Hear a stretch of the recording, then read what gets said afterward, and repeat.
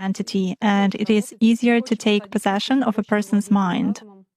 Does it mean that it's more difficult to influence a person if he keeps his thoughts in purity? Yes, absolutely. When faced with various religions, it is very difficult to influence Muslims. They are in a constant connection with the egregore.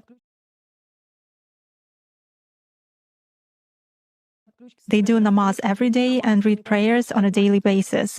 They are constantly under some kind of a dome, so it is very difficult to influence them. When you start impacting a person, he begins to address in a prayer. Indeed, many of them are very different from those who come to church only when everything is bad in their life. They come to pray, and then for 5 years they forget about God, some canons, and so on.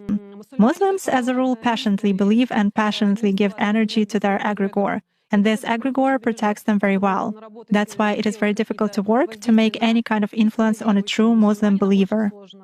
Is this some kind of a good egregore? Well, for them, yes. This egregore is good for adepts who contribute good energy to it. How do you sense it? For instance, you have found an energy trace of such person. What's next? Do you try to drag him somehow to visualize this threat and you fail? Or how do you do that? It disappears. I cannot get a grip on it. I focus on it, but something immediately knocks me out of the flow, just like that. Or I visualize a person in front of me clearly and can affect him even at a mental level, but some image is not created in my mind at all. I even look at a photo, reproduce an image, but it vanishes from my mind. Thus, I can clearly see that a person is covered with something. Does this only work with Muslims? It does